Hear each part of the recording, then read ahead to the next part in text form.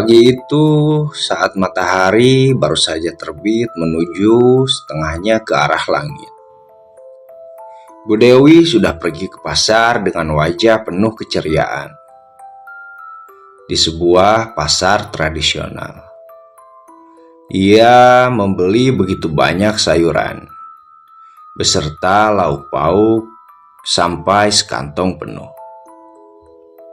"Bu Dewi, udah sehat ya, Bu? Tumben sekali pagi-pagi seperti ini sudah belanja sebanyak itu," tanya seorang tetangga di kampungnya yang kebetulan sedang berbelanja juga di pasar itu. "Alhamdulillah, Bu. Semalam anak saya pulang, jadi saya mau masak makanan kesukaannya, Bu." Tetangga Bu Dewi seperti terkejut mendengar perkataan Bu Dewi. Dan saat ia akan bertanya kembali, Bu Dewi terlebih dahulu berpamitan kepada dirinya.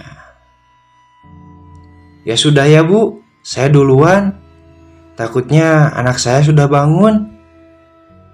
Bu Dewi pun beranjak pergi dengan wajah yang masih terlihat bahagia, meninggalkan tetangganya yang entah kenapa seperti keheranan dengan Bu Dewi. Dan saat akan sampai ke rumahnya, lagi-lagi Bu Dewi disapa oleh beberapa orang bapak-bapak yang sedang duduk di sebuah warung kopi. "Wah, Bu Dewi sudah sehat aja ya," ucap seorang di sana, lalu ditimpal oleh seseorang yang lebih tua di sana. "Iya ya, kelihatannya ceria sekali Bu Dewi hari ini," sambil menunjukkan kresek belanjaannya. Bu Dewi pun berkata, "Iya bapak-bapak, ini saya habis belanja. Saya mau masak makanan kesukaan Nadia. Soalnya tadi malam Nadia baru pulang. Kalau begitu saya pamit ya, Pak. Assalamualaikum." Lagi-lagi ucapan Bu Dewi membuat orang-orang di sana seperti keheranan. Entah apa yang sebenarnya terjadi. Kejadian itu sampai beberapa kali terulang. Setiap pagi Bu Dewi selalu berbelanja, dan setiap ditanya oleh warga, Bu Dewi selalu menjawab dengan jawaban yang sama. Hingga pada suatu malam, beberapa pemuda di kampung itu yang sedang meronda. Ketika mereka melewati rumah Bu Dewi, mereka semua mendengar Bu Dewi sedang bernyanyi lagu Nina Bobo, seperti sedang menidurkan anaknya, namun dengan lirik yang diganti. "Nadia Bobo, oh Nadia Bobo, kalau tidak bobo nanti berdarah lagi." Mendengar itu semua, pemuda yang sedang meronda itu seperti ketakutan. Mereka langsung pergi meninggalkan halaman rumah Bu Dewi. Sedikit informasi, Bu Dewi ini tidak memiliki suami. Suaminya meninggal saat Bu Dewi sedang mengandung bayi dalam perutnya. Sebelum suaminya meninggal, mereka berdua sempat melakukan USG. Dan hasilnya, bayi dalam kandungan Bu Dewi adalah perempuan. Saat itu juga suami Bu Dewi sudah menyiapkan nama untuk anaknya, yaitu Nadia Pridawatika. Namun sangat disayangkan, sebelum bayi itu lahir ke dunia, suami Bu Dewi lebih dulu dipanggil oleh Yang Maha Kuasa 7 hari sebelum lahirnya Nadia. Bu Dewi sempat putus asa hingga terlintas di pikirannya untuk melakukan bunuh diri. Namun mengingat kandungan dalam perutnya, Bu Dewi pun mengurungkan niatnya dan memilih melanjutkan hidup untuk membesarkan anaknya. 5 tahun pun kini telah berlalu. Dan jika mungkin Nadia masih ada, usianya sudah jelas sekitar 5 tahun. Tunggu dulu.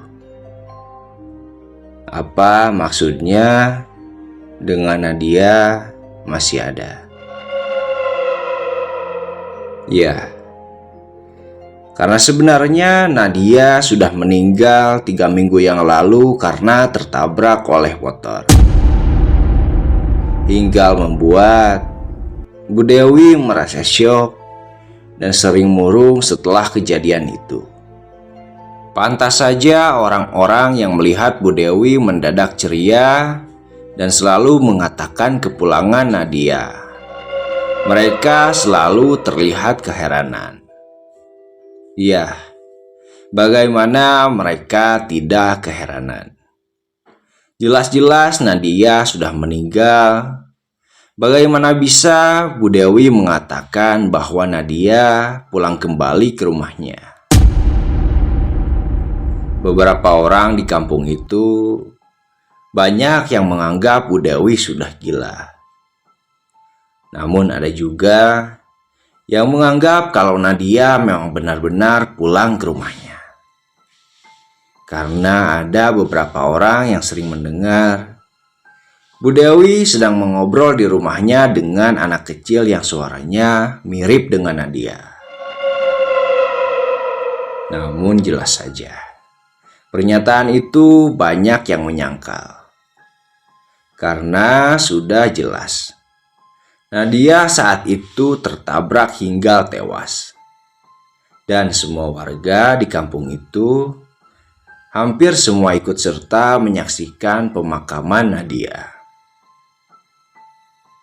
Semakin hari tingkah laku Bu Dewi semakin aneh. Seolah-olah Nadia anaknya masih hidup dan berada di dalam rumahnya.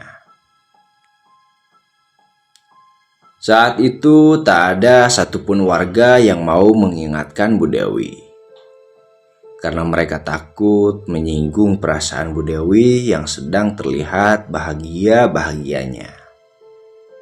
Ya, walaupun kebahagiaan itu sangatlah tidak wajar. Hingga pada suatu hari, Bu Dewi beranjak ke sebuah pangkalan ojek. Pak Karim, yang saat itu sedang mangkal sendirian di pangkalan ojek, diminta Bu Dewi mengantarkannya ke kota untuk menjual emas miliknya. Pak Karim saat itu berpikir mungkin Bu Dewi sudah kehabisan uang untuk biaya sehari-harinya. Karena memang sejak Nadia meninggal, Bu Dewi yang awalnya seorang penjual pakaian di pasar, kini dia tidak pernah lagi berjualan. Namun saat di perjalanan, tiba-tiba Bu Dewi berkata kepada Pak Karim, "Pak Karim, habis dari toko emas langsung ke toko ulang tahun ya?" "Loh, memangnya siapa yang ulang tahun, Bu?" tanya Pak Karim. "Loh, Pak Karim ini bagaimana sih? Kan setiap tanggal 6 Januari saya selalu mengundang semua warga untuk merayakan ulang tahun anak saya." Pak Karim tersentak mendengar ucapan Bu Dewi. Dengan gelagapan Pak Karim kembali bertanya kepada Bu Dewi, Bu Dewi, maaf sebelumnya, tapi anak ibu kan cuma satu. Dan bukannya Nadia sudah meninggal 3 minggu yang lalu. Mendengar itu, Bu Dewi marah kepada Pak Karim. "Pak Karim, jangan sembarangan bicara. Pak Karim ini sama saja seperti warga yang lain. Selalu bilang anak saya sudah meninggal. Jelas-jelas anak saya ada di rumah." Tak ingin terus berseteru dengan Bu Dewi, Pak Karim pun akhirnya mencari alasan agar tidak terus-menerus dimarahi oleh Bu Dewi. Aduh, maaf ya Bu. Yang meninggal itu anak Bu Dewi kampung sebelah. Saya lupa Bu. Habis namanya sama Ibu. Maaf ya Bu. Saya lupa. Bu Dewi pun tidak menghiraukan perkataan Pak Karim. Singkat cerita, keesokan harinya, Bu Dewi terlihat sedang sibuk merias rumahnya. Ia pun memajang beberapa balon berbentuk huruf, membentuk nama Nadia, beserta angka 6, menandakan itu adalah ulang tahun Nadia yang ke-6. Setelah selesai menata rumahnya, Bu Dewi langsung mendatangi setiap rumah-rumah tetangganya, mengundang mereka untuk menghadiri acara ulang tahun anaknya. Memang kebiasaan Bu Dewi ini ketika anaknya ulang tahun. Bukan hanya anak-anak seusia Nadia saja yang diundang olehnya, namun ia selalu mengundang semua warga di kampungnya untuk ikut memeriahkan pesta ulang tahun anaknya. Awalnya semua warga di kampung itu tidak ada yang mau datang. Namun saat mereka sedang berunding dan membicarakan keanehan yang dialami oleh Bu Dewi, tiba-tiba seseorang di sana berkata agar mereka semua yang diundang untuk menghadiri saja pesta ulang tahun di rumah Bu Dewi, untuk memastikan dan melihat ada apa sebenarnya di rumah Bu Dewi. Akhirnya karena semua orang penasaran, mereka pun setuju untuk datang ke pesta ulang tahun Nadia sore nanti.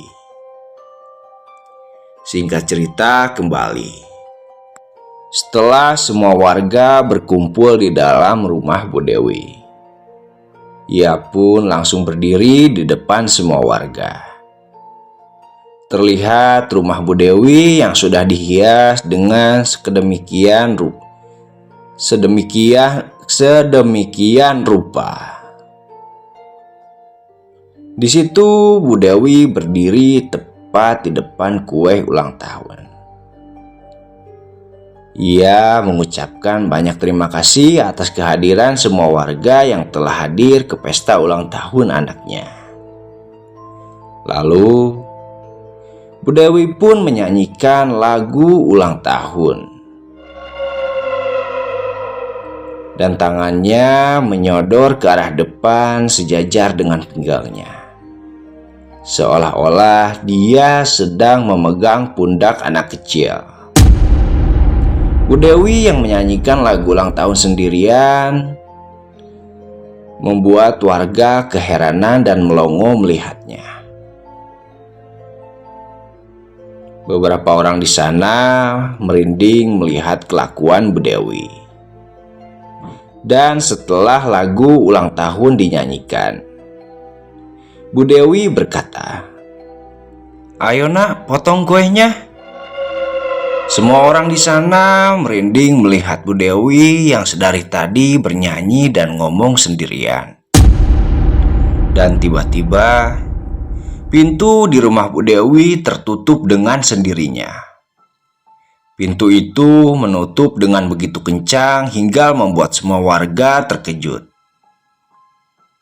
Dan tiba-tiba Bu Dewi berteriak, "Nadia, mau kemana nak?"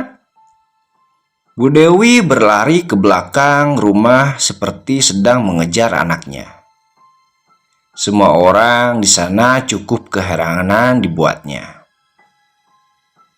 Kasihan sekali ya Bu Dewi. Dia sudah benar-benar gila karena ditinggal anaknya, ucap seorang ibu-ibu di sana. Ayo, sebaiknya kita ikuti Bu Dewi dan kita sadarkan dia bersama-sama, ucap seorang ibu-ibu lainnya yang juga ada di sana. Akhirnya mereka pun beranjak dari duduknya mengikuti arah kemana Bu Dewi tadi berlari. Saat mereka semua sampai di ruang keluarga, alangkah terkejutnya mereka semua saat mereka melihat banyak sekali masakan-masakan yang sudah membusuk berjajar di atas sebuah karpet. Benar-benar sudah gila Bu Dewi ini. Dia memasak sebanyak ini hanya untuk anaknya yang sudah meninggal. Sampai-sampai makanannya sudah membusuk seperti ini, ucap seseorang di sana saat sedang memperhatikan makanan busuk itu. Tiba-tiba mereka semua mendengar suara Bu Dewi lagi-lagi sedang menyanyikan lagu ulang tahun di sebuah kamar yang pintunya tertutup. Ini tidak bisa dibiarkan. Kasihan Bu Dewi kalau terus-terusan seperti ini. Lebih baik kamu panggil Pak RT dan kita bawa saja Bu Dewi ke rumah sakit jiwa, suruh seseorang ibu-ibu di sana kepada Pak Karim, tukang ojek yang waktu itu mengantar Bu Dewi membeli peralatan ulang tahun. Tanpa pikir panjang, Pak Karim pun akhirnya beranjak ke rumah Pak RT. Salah seorang ibu di sana mencoba membuka pintu kamar Bu Dewi dan terus memanggil namanya. Namun pintu kamar itu dikunci dan Bu Dewi tak menanggapi panggilan dari warga di situ. Namun alangkah terkejutnya ketika mereka semua mendengar suara anak kecil yang berbicara bersama Bu Dewi di dalam kamar itu, yang suaranya sangat jelas mirip seperti Nadia. Bu, ayo ikut mati sama aku Bu. Ayo Bu, ikut mati sama aku kalau ibu sayang sama aku. Jelas saja suara anak kecil itu membuat semua warga ketakutan, karena mereka tahu kalau itu adalah suara dari Nadia, anak Bu Dewi yang sudah meninggal. Walau merasa takut, seseorang di situ memberanikan diri mengintip ke dalam kamar melalui lubang kunci pintu kamar itu. Dan alangkah terkejutnya orang itu ketika dia melihat Bu Dewi sedang mengobrol dengan seorang anak kecil yang tidak lain tidak bukan adalah Nadia. Orang itu melihat sosok Nadia yang sedang berbicara dengan Bu Dewi. Di kepalanya dipenuhi darah yang mengucur sangat deras. Luka yang persis seperti saat Nadia tertabrak oleh motor sampai meninggal. Kaki orang yang mengintip itu bergetar melihat Nadia yang sedang duduk bersama Bu Dewi. Ditambah lagi ketika Nadia memalingkan wajahnya ke lubang kunci pintu, di mana orang itu sedang mengintip dari lubang itu. Seolah-olah dia tahu ada orang yang sedang mengintipnya. Dan tiba-tiba Nadia tertawa dengan begitu kencang hingga membuat semua orang yang ada di sana mendengar suara tawa itu. Jelas saja mereka semua berlari keluar dengan ketakutan. Namun saat sampai di tepi pintu, Tiba-tiba Pak Karim yang memanggil Pak RT sudah datang di rumah Bu Dewi. Dan ternyata bukan hanya Pak RT yang datang ke rumah itu. Ternyata ada juga Ustadz Ilham datang ke rumah Bu Dewi. Karena kebetulan saat Pak Karim sedang menjemput Pak RT di rumahnya, Ustadz Ilham ternyata ada juga di rumah Pak RT. Di situ Pak RT dan Ustadz Ilham pun menenangkan semua warga yang ketakutan. Dan semua warga di situ menceritakan kalau mereka semua mendengar dan melihat ada almarhum Nadia di kamar bersama Bu Dewi. Lalu setelah menenangkan warga, Ustadz Ilham pun kembali mengajak para warga untuk masuk ke dalam rumah Bu Dewi. Sesampainya di pintu kamar, Pak RT dan Pak Ustadz Ilham langsung memanggil-manggil nama Bu Dewi. Namun tetap saja tak ada jawaban. Hingga akhirnya terpaksa Pak RT pun menyuruh Pak Karim untuk mendobrak pintu kamar tersebut. Dan setelah pintu itu didobrak, terlihatlah Bu Dewi yang sedang menari-nari membelakangi semua warga. Dan ketika salah seorang di sana memanggil nama Bu Dewi, Bu Dewi tak menengok sama sekali. Namun yang membuat warga terkejut, sosok kepala Nadia dengan luka yang begitu parah muncul di balik tubuh Bu Dewi. Beberapa warga di sana ada yang langsung berlari ketakutan. Dan ada juga beberapa warga yang tersisa bersembunyi di balik tubuh Pak Ustadz Ilham, termasuk Pak RT dan Pak Karim. Tanpa rasa takut, Ustadz Ilham mendekati Bu Dewi.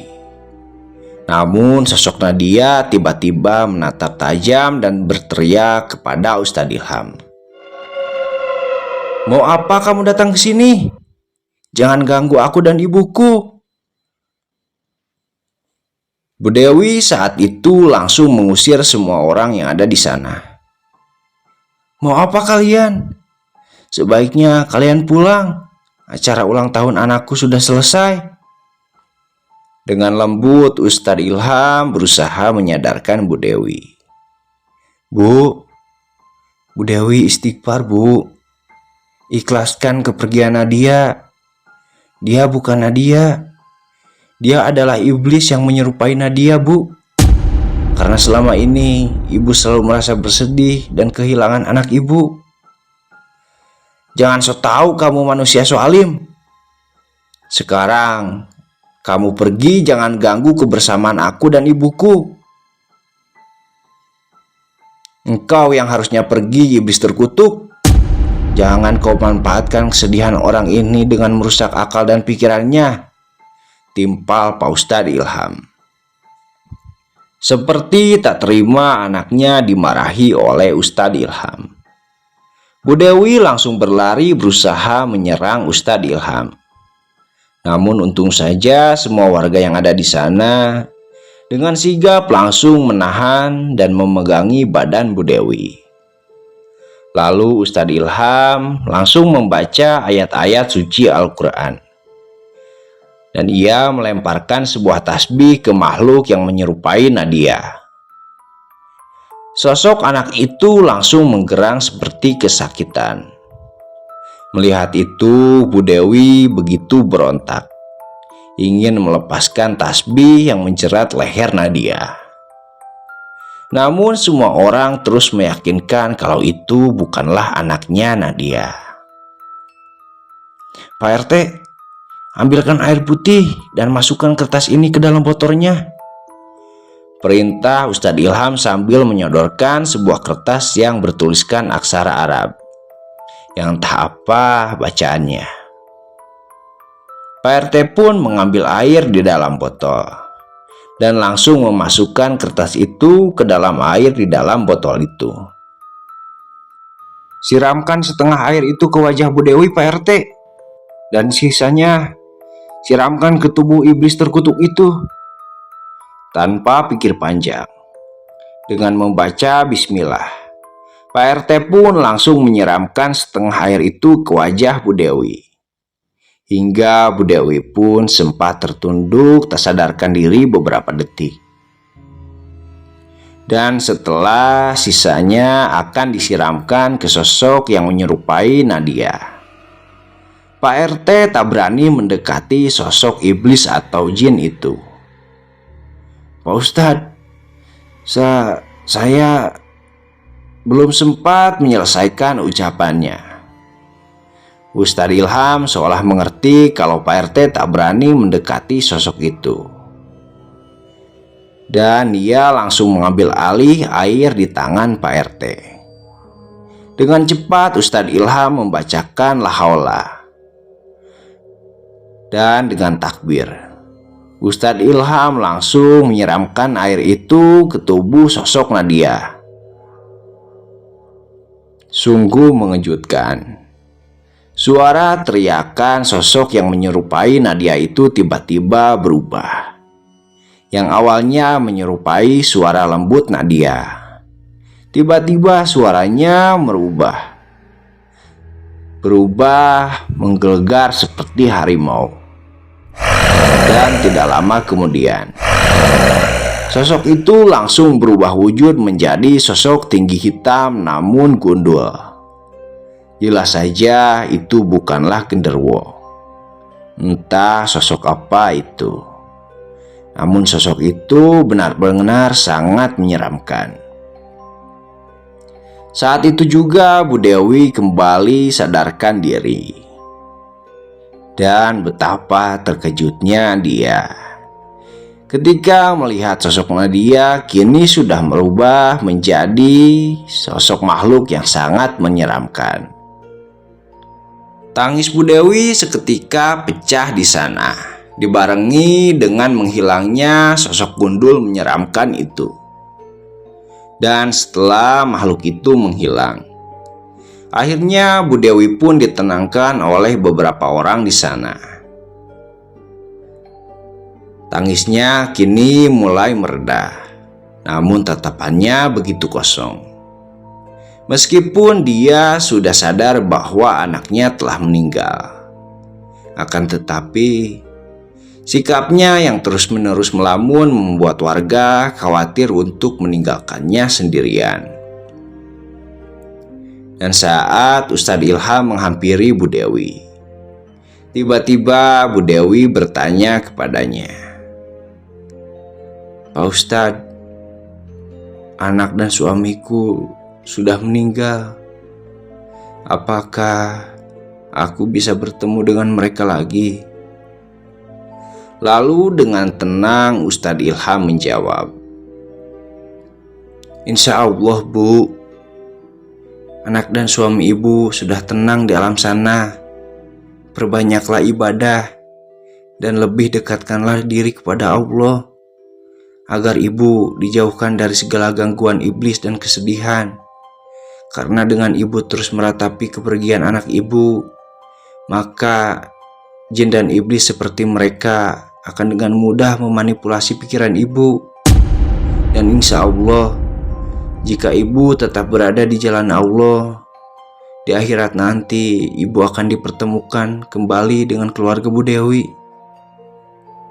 Setelah itu Bu Dewi meneteskan air mata, lalu meminta maaf kepada semua warga atas sikapnya. Semua warga di sana tidak ada yang menyalahkan Bu Dewi. Justru mereka semua merasa iba terhadap Bu Dewi yang terlarut-larut dalam kesedihan hingga mengalami kejadian horor seperti itu. Setelah Bu Dewi meminta maaf, ia juga tidak lupa berterima kasih kepada semua warga di sana, khususnya kepada Ustadz Ilham. Lalu dia berpamitan kepada warga untuk pergi ke kamar mandi dengan alasan ingin mengambil air wudhu. Salah satu warga di sana sempat menawarkan diri untuk mengantar Bu Dewi. Namun dengan senyumannya, Bu Dewi menolak tawaran itu dan mengatakan kalau dia baik-baik saja. Raut wajah dan ucapan Bu Dewi terlihat seolah ia benar-benar mengikhlaskan kepergian anaknya. Namun, nyatanya disinilah akhir dari keputusan Bu Dewi.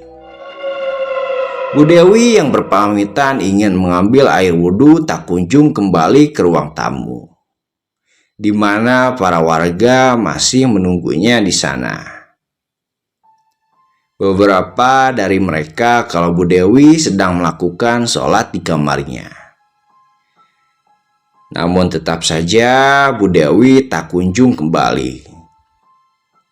Akhirnya salah satu warga di sana yang ingin pulang dan berpamitan kepada Bu Dewi mencoba menghampiri Bu Dewi di kamarnya. Ketika orang itu masuk ke dalam kamar Bu Dewi, ternyata tidak ada siapa-siapa. Tak ada siapapun di sana, dan ketika ia ingin memeriksa ke kamar mandi, langkahnya seketika terhenti di arah pintu dapur. Tanpa aba-aba, dia berteriak dan jatuh tak berdaya. Suara teriakannya membuat warga yang lain langsung berlari menghampirinya.